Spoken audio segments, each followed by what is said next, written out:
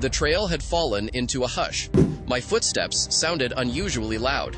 Each crunch echoed against the trees. Leaves trembled, though there was no wind. The air felt heavy and expectant.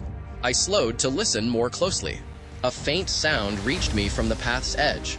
It was tentative and strange, a small noise that did not belong. I stepped off the beaten track toward the sound. Shadows pooled under low branches and brush. Something curled there like a forgotten bundle. It was soaked and shivering from the damp earth. For a long moment, I could not tell what it was. The shape was wrong for any familiar animal. Its face was hidden in its fur or feathers. Small, rapid breaths made the body tremble. My heart thudded louder than the distant birds. The silence felt deeper now, focused on us. I reached slowly, hands open and steady. Every movement seemed critical and fragile. The creature flinched but did not flee. Up close, the mystery grew more alarming. This was not simply a lost dog or cat. Something unusual was hiding in the shadows. The smell of earth and rain hung heavy. Moonlight, or a stray beam, caught a slick patch. Eyes, if eyes, glinted, then vanished again. I crouched, careful not to scare it further. The brush whispered under trembling breaths. Something in the shape suggested a wild origin. Every instinct told me this was fragile and scared. Phones and strangers felt far away and useless. Night sounds resumed, but something had shifted. The walk had become a rescue in waiting. We move closer very slowly.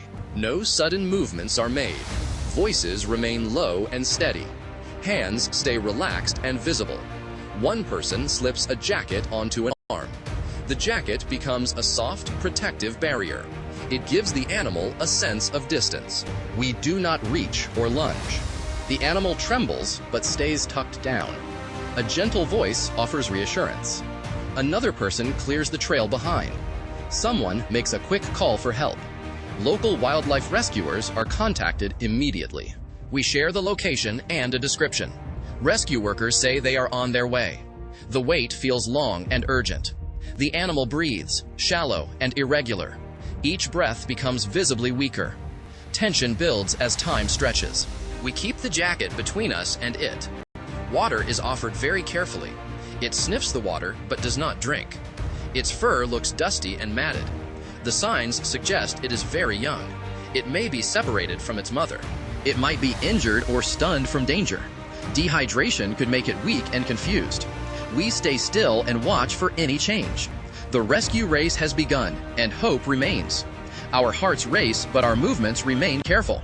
We avoid direct eye contact to prevent startling. Every small sound seems amplified in the silence. Leaves rustle, and our breathing sounds loud. A nearby hiker is asked to keep distance. Phones are used only to track rescuers' arrival. The animal's limbs twitch occasionally. It flinches at a distant bird call. There are marks that might indicate an injury. Patches of skin look raw and irritated. Its ribs show faintly beneath the fur. We whisper theories about what happened. Maybe it fled a predator or a vehicle. Maybe it was separated during a chaotic escape. We hope its mother is nearby, searching.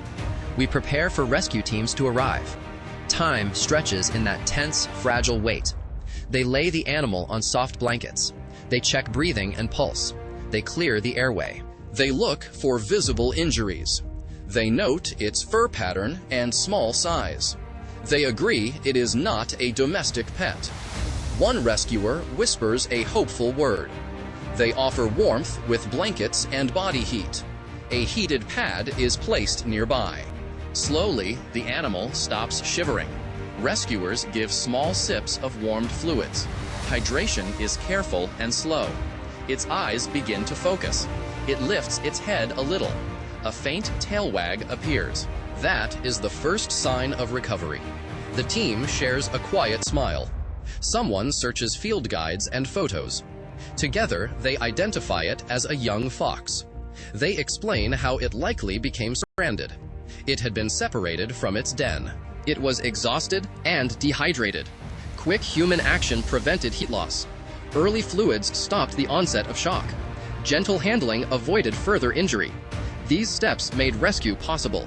The animal still needs professional care. Arrangements are made for transport. The rescuers speak softly as they lift it. The forest seems to breathe with them. Not every rescue begins with disaster. Sometimes it starts with one person stopping, with listening, and choosing not to walk away. That choice changed a life today. It is a small life saved. It will take time to heal, but the worst was averted. This moment will stay with those who stopped. They became the difference between harm and hope. Remember, compassion can be the beginning of rescue. Thank you for stopping to listen. Like this video, subscribe to Wild Truth Files, and discover what nature hides in plain sight.